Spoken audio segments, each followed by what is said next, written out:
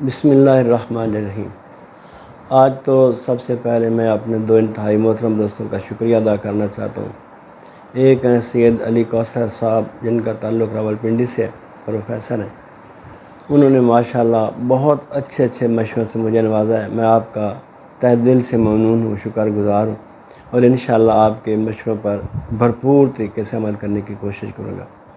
دوسرے شاہپور سٹی سے میرے بڑے ہی محترم دوست ہیں رانا محمد یعقوب جھمٹ صاحب۔ میں آپ کا بھی تہ دل سے ممنون ہوں، بہت شکر گزار ہوں۔ تعاون بھی فرمایا اور مجھے کچھ ہدایات بھی فرمائیں، کچھ مجھے گائیڈ بھی کیا۔ میں آپ کا بھی تہ دل سے ممنون ہوں، شکر گزار ہوں۔ میں انشاءاللہ آپ کے بھی جو باتیں مجھے اپنے بیان فرمائی ہیں، جو ہدایات دی ہیں، انشاءاللہ ان پر عمل کرنے کی کوشش کروں گا۔ ایک بڑی معروف حکایت ہے، اور وہ یوں ہے کہ ایک بزرگ تھے، ان کے دو مرید تھے۔ وہ دونوں حاضر ہوئے اور عرض کیا کہ سرکار ہمیں کوئی ایسا عمل بتائیں، ایسا وظیفہ بتائیں کہ ہم بھی اللہ تعالیٰ کا قرب حاصل کر سکیں۔ تو آپ نے انہیں کچھ چند کلمات بتائے پڑھنے کے لیے، اور ساتھ نصیحت کی کہ جنگل میں چلے جائیں، جہاں پہ کوئی آدمی نہ ہو، مصلی بچھا لیں، اور اپنے سامنے ایک خشک ٹہنی کسی درخت کی وہ گاڑ لیں زمین میں، اور یہ وظیفہ پڑھنا شروع کر دیں۔ جب وہ ٹہنی ہری ہو جائے تو سمجھ لینا کہ اللہ تعالیٰ کا قرب آپ کو حاصل ہو گیا۔ چنانچہ وہ دونوں حضرات جنگل میں چلے گئے، مصلی بچھا لیے، اور اپنے سامنے انہوں نے وہ ایک ٹہنی، خشک جو ٹہنی تھی، وہ گاڑ لی، اور جو وظیفہ بتایا تھا ان کے مرشد نے، اس کو پڑھنا شروع کر دیا۔ پڑھتے رہے۔ ایک بوڑھی عورت اس جنگل میں لکڑیاں چن رہی تھی۔ اتفاق یہ ہوا کہ اس کی لکڑیاں اس کی استطاعت اور قوت سے بڑھ گئی۔ اب وہ کسی آدمی کی تلاش میں تھی جو اس کو گھڑی بندھوا کے اس کے سر پہ رکھ سکے۔ چنانچہ وہ تلاش کرتے ان کے پاس آ گئی۔ ایک سے کہا کہ بیٹا میں نے لکڑیاں چنی ہیں، اکٹھی کی ہیں، وہ وزن میں زیادہ ہو گئی ہیں، مجھ سے باندھی بھی نہیں جا رہی، اٹھائی بھی نہیں جا رہی، تو مہربانی کر کے تشریف لائیے، وہ گھڑی باندھ کے میرے سر پہ رکھ دیجیے۔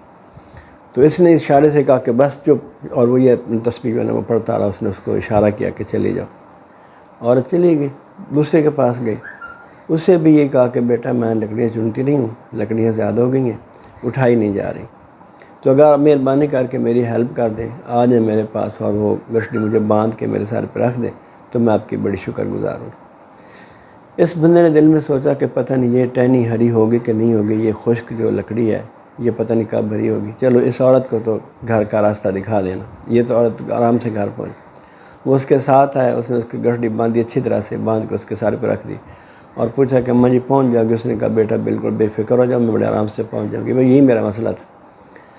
وہ بڑھیا کو روانہ کر کے جب واپس اپنے مسلح پر آ کے بیٹھا اور تسبیح پڑھنا شروع کی تو دیکھا اس کی ٹہنی ہری ہو گئی۔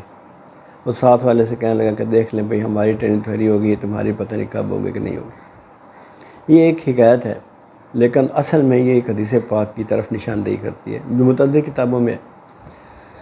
سید الانبیاء صلی اللہ علیہ وآلہ وسلم ارشاد فرماتے الدین النصیحہ، کہ دین جو ہے یہ خیر خواہی کا نام ہے، بھلائی کا نام ہے۔ اگر ہم کسی کی خیر خواہی کرتے ہیں، بھلائی کرتے ہیں، نیکی کا اس کے ساتھ احسان کرتے ہیں، تو یقین کیجئے کہ یہ ہماری بہت سی عبادات سے افضل ہے۔ ہم لوگ نماز روزہ کرتے ہیں، حسب توفیق حج زکوٰۃ صدقات وغیرہ کرتے ہیں، لیکن ہمارا دل لوگوں کے ساتھ بھلائی کرنے سے عام طور پر خالی ہوتا ہے۔ تو میری آپ سے گزارش یہ ہے کہ مہربانی فرمائیں، اگر آپ کو کوئی آدمی نظر آ جائے، کوئی انسان نظر آ جائے، کوئی جانور نظر آ جائے جس کے بارے میں آپ کا خیال ہو کہ اسے ہیلپ کی ضرورت ہے، تو چپکے سے کر دیں۔ یہ بے شمار نیکیوں سے بڑی نیکی ہے، اور اس کا اللہ تعالیٰ کی بارگاہ میں بڑا اجر ہے۔ اور بالخصوص ہمارے پاکستان کے حالات ایسے ہیں کہ سفید پوش طبقہ پس رہا ہے، ان کے حالات جو ہے وہ بتاتے نہیں، لیکن حالات ان کے بڑے خراب ہیں۔ تو کوشش کریں کہ آپ ان کے کام آ سکیں۔ اس میں انشاءاللہ آپ کو بہت جلد اللہ تعالیٰ کا قرب حاصل ہوگا۔ آپ کے اپنے حالات بھی ٹھیک ہوں گے، آپ کے اپنے لیے بہتری ہے، ان لوگوں کے لیے بہتری ہے۔ اور بالخصوص اگر آپ کسی کو دین کی کوئی بات سمجھا کے اس کی طرف مائل کر سکیں تو یہ بھی ایک بھلائی اور خیر خواہی ہے۔ دیکھیں ہم کسی پیاسے کو پانی پلاتے ہیں تو ایک بڑی بھلائی ہے، یقیناً بھلائی ہے۔ تو پانی تو کچھ عرصے کے بعد جسم سے خارج ہو جائے گا، لیکن اگر آپ کسی کو نماز پہ لگا دیتے ہیں، اس کو نماز کا عادی بنا دیتے ہیں، روزے کا عادی بنا دیتے ہیں، سچ بولنے کا عادی بنا دیتے ہیں، تو پھر دیکھیں کہ اس کا کتنا بڑا، یہ جو ہمیشہ رہنے والی چیز ہے، اس کا اللہ تعالیٰ کی بارگاہ میں کتنا بڑا اجر ہوگا۔ کوشش کریں اپنے آس پاس ارد گرد دیکھیں لوگوں کو، ان کے کام آنے کی کوشش کریں۔ اللہ تعالیٰ جزائے خیر عطا فرمائے۔ السلام علیکم ورحمۃ اللہ وبرکاتہ۔